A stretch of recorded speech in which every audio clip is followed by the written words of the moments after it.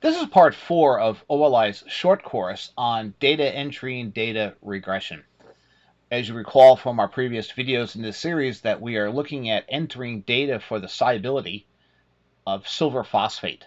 So we really should start talking a little bit more about the underlying thermo that we need to consider for this component before we get into actual data entry. So as a quick summary, this is the equilibrium that we're going to be using for our example. So it's the dissolution or the solubilization of silver phosphate. So we have 3 silver atoms and 1 phosphate group. And it's an equilibrium with the solution species. We multiply the silver by 3 because there's 3 of them in the molecule, and 1 phosphorus. So we should talk about the equilibrium expression and its products over reactants, and we write them in terms of activities, and I've expanded the liquid side into activity coefficients. So we have an activity coefficient of the silver ion times its concentration, and you can see here that that is raised to the 3rd power because there are 3 in the equation. The activity of the phosphate ion, but it's only raised to the 1st power since there's only 1 here times its concentration, divided by the activity of the silver phosphate solid.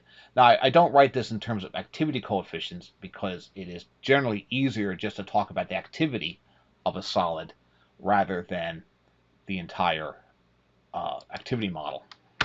Okay. So in our system, the activity of the solid phase is usually 1, and at infinite dilution, the activity coefficient is also equal to 1. We are using something here called the asymmetric convention, where in the liquid phase, as the concentration of the species approaches 0, the activity coefficient approaches 1. This easily reduces the equation to a very simplified form, which we see in a lot of textbooks, where the solid doesn't actually appear in the equation, and we've removed the activity coefficients because they've been set to 1. This brings up the big question, is where do you find some solubility KSP type data?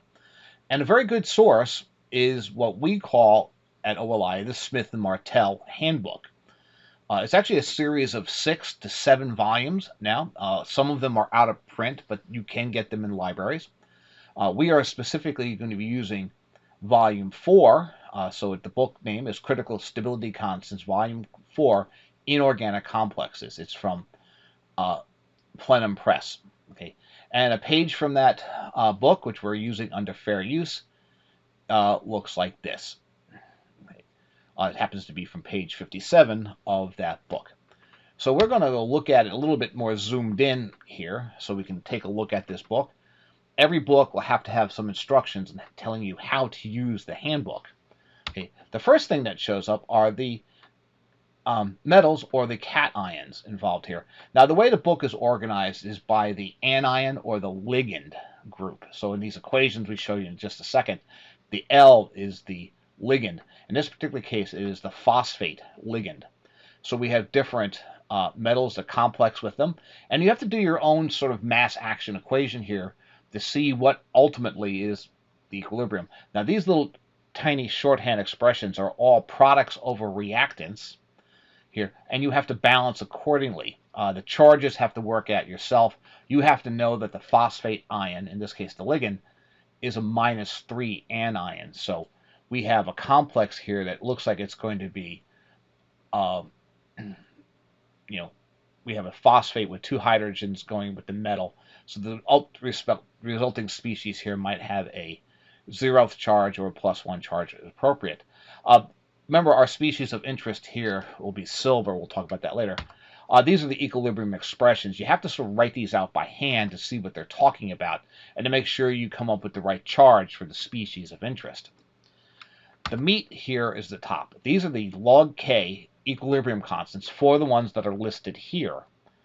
At varying temperatures, sometimes, usually at 25 degrees centigrade, and at different ionic strengths here.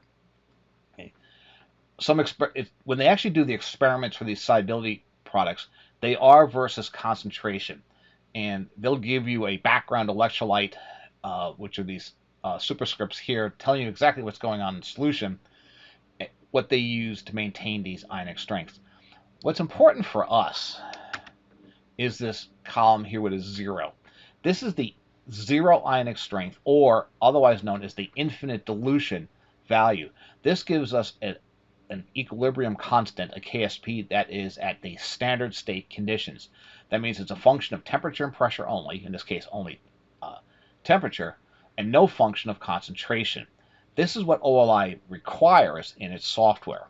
These other numbers are useful, but we're going to have to do some math and some simulations to come up with the 0 concentration, which is beyond the scope of this video.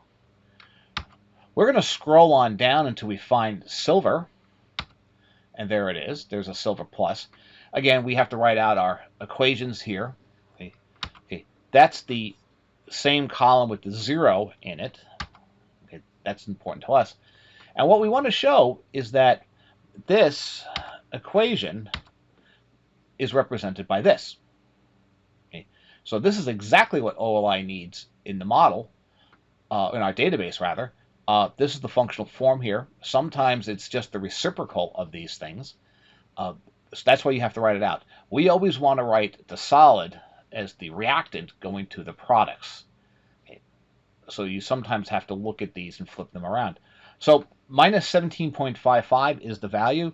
To find the actual source of this data, you'd have to go into the Smith and Martell handbook itself and find where they got the data. But that's also beyond the scope of this video. Okay. So the Ksp is log Ksp is minus 17.55. Okay. So what is that going to mean to us in the software? I've got some slides out of order here. There is a record in the solid part of the Databook called Kfit. We're going to show you that in just a little bit when we get into the software. It has a functional form, this Kfit record, of A plus B over T, temperature in Kelvin, plus Ct, again, temperature in Kelvin, plus dt squared, again, in Kelvin. Okay, so, and we are going to tell you that this is actually the log K expression. So the Kfit is log K. We already got the log K from Smith and Martell at minus 17.55. So the A term that we have is minus 17.55. This is what we're going to put into the database. We're going to ask you to remember it, but we'll come back to it in just a few minutes. Now we'll start the software so you can take a look at how this is actually done. All right, we've started up the OLI Databook program, and we're going to go through a quick review here to remind you of what you've done. If you haven't created your own database, please look at our videos from parts 1 through 3 of this series to show you how to create the video. We are going to go ahead and reload our database using the file open command and looking at user databanks. Remember, our database was called user1, so we'll open it up. And our database is loaded. We're going to go ahead and click on the species record. Okay. Now this, if you clicked here, it would actually give you a whole list of species. We only have one, silver phosphate, so we're going to go ahead and double click it. All of this information is the same. Okay. We now need to add a solid record. To do that, we are going to go ahead and right-click the species in the tree, and we're going to add a section. And the section is called solid. When we do that, it's opened up. Now, the program is actually a little bit critical here. It says you need a Gibbs for energy and enthalpy of formation. These values are starred. Yes and no. Okay. It turns out that if you put in the Kfit, the equilibrium expression, you don't need to have those values. Now, it will be nice to have the enthalpy of formation and Gibbs for energy of formation at some point. We're going to back them out in a later part of this course. But the first thing we want to do is put in our species. Now, there are some rules. Okay, everything here must be in capitals, so I'm going to put the caps lock on. The first species must be the name of our component in OLI tag format. So we're going to type in AG3PO4. Now, solids have the extension PPT. You got to have the PPT, otherwise the program will be completely confused. We're going to put an equal sign in. Now, we don't write activity coefficients or anything here. We're going to write things in straight text as much as possible. There are 3 silver ions, so we're going to write AG, again, all capital letters. Now, we don't put the charge in normally into the name of our species in OLI tag format. You could have gone into the MSC Pub database and found the actual name of the species for silver ion, but I'm going to put it here, and it's called AGION. Okay. We're then going to put the plus sign in and add the last part, the phosphate, PO04. Okay, I tend to type in a 0 there. Things you should check. Ion. Okay. All right, so now that we have the ion there, we now need to add our equilibrium constant. Remember, it's a log value. So we're actually putting it here. You see, it's actually been raised the value to the 10th power. This is a very awkward way of saying that the value I'm going to have here, this A term, will be the log value. Remember before, that A term was minus 17.55. Okay. That's it. We are done with so far. Again, we're going to have to come back and add some of these things later, and we will, but just not right now. So we are going to go ahead and save the whole data book, and that's done. We're now going to go test this in OLI Studio. Okay, I've launched OLI Studio here. It's probably the easiest tool to use to validate our data. Now, I normally have my calculation window open here, so I'm going to leave it open. The first thing I need to do is create a stream. So I'm going to do that. And because my database was an MSC, I'm going to go ahead and click the MSC button here. Okay. And now I'm going to go ahead and add the database. Okay, and that's done through chemistry, model options. Okay. And I'm going to look for my database. Now remember, it was called user01, and I have a lot of them up here.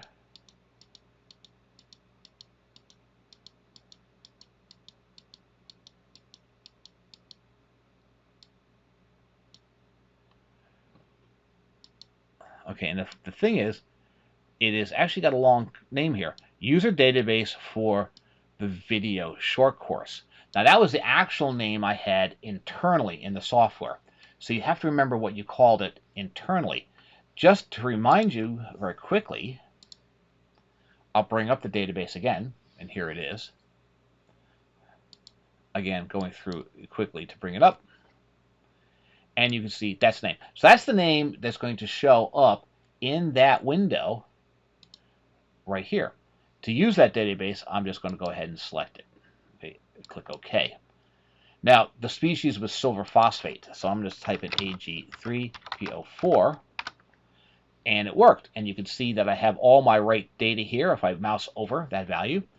Maybe you didn't want to see it in OLI tag name, so I just clicked. I'll do that again. I clicked the name manager up here, and I can either go to display name, which shows you silver phosphate, or I can use formula, which is where I'm going to leave it at, and it shows you a little bit more nicer version. So initially, everything's working. So let's do a solubility experiment. So I'm going to add a single point calculation. I'm going to change the type of calculation from isothermal to precipitation point.